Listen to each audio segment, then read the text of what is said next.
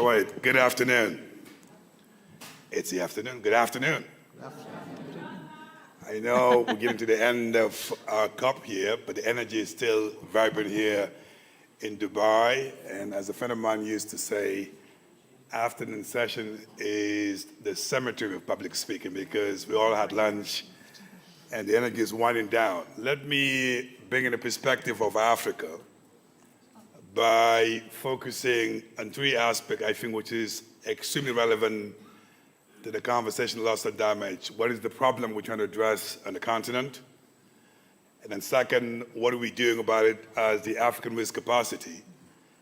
And since we're talking about loss and damage, what are some of the big ideas we're putting on the table as the African continent so we can be part of the solution? Like in any problem, it's always important to understand what is the problem that we're trying to address on the continent. I often say there's a human face to climate change, and that is the drought in the Horn of Africa, with a lot of people losing their assets, life and livelihood.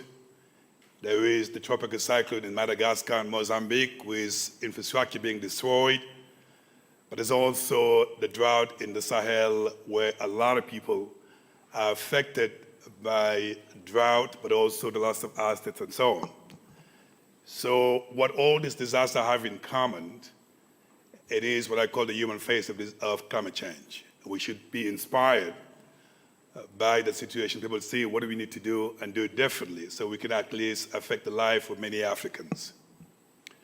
Now, in the African continent, there is what we call African solution to African problems. So we're not just waiting for loss and damage to be part of the solution, and that's the reason why the African Union decided 10 years ago to launch my institution called the African Risk Capacity, with the sole objective of helping Africans, A, to show leadership, but second, to anticipate before it's too late. And that anticipation is, number one, to make sure we use technology and innovation to profile the risk that we're exposed to when they come to drought, tropical cyclone, and flood. And that information is extremely critical because it allows our policymakers to decide what to do with that risk, but more importantly, whether they decide to actually transfer the risk to the insurance market so we can mobilize additional resources to help Africans who are affected by disasters. The innovation comes from the fact that the insurance market today is an opportunity to mobilize resources rapidly so that the response of African countries is actually fully funded as opposed to waiting till it happens and maybe too late. What I have just described to you is no longer just a concept. For us, it's the reality. 10 years ago, when we launched the African Risk Capacity, many people did not believe that you could leverage the insurance market to mobilize resources to respond to disasters where it happened.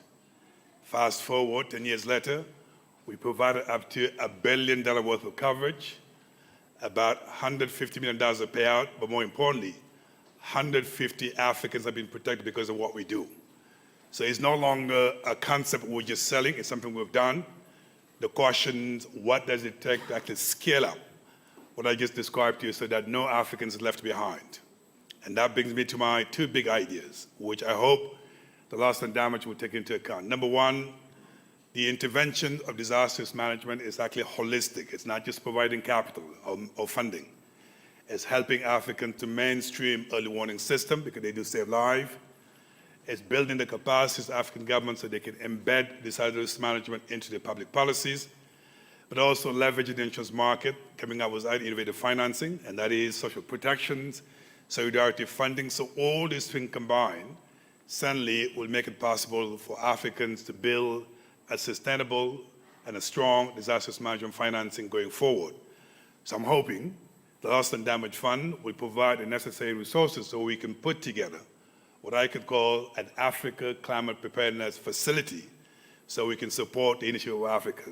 Last but not least, I am not implying that insurance is the only answer. There are cases where insurance may not be actually suitable to respond. Social safety nets, solidarity fund, contingency funding, these are other mechanisms that could be utilized in making sure that Africans strengthen their capability of responding. So that insurance, unfortunately, the affordability of premium is such that some countries even if they believe in transferring the risk insurance market, can't afford to pay the premium. So what we do at the African Risk Capacity is mobilize resources, providing subsidies where necessary, so government can see the benefit of insurance and eventually protecting lives. So my plea and my hope is that the Loss and Damage Fund, we don't get lost in the governance. Whatever governance put in place has to work for Africa, nimble, accessible, available in a way that the funding that we hear in the millions are actually available to those who need them. I'm also hoping that the procedures will not be cumbersome to the extent that you may hear the millions, but they may not get to where it's needed. Last but not least, we need to mainstream early warning system and make innovative financing available so no one is left behind. In doing so, support what we call African solution to African problem. Thank you.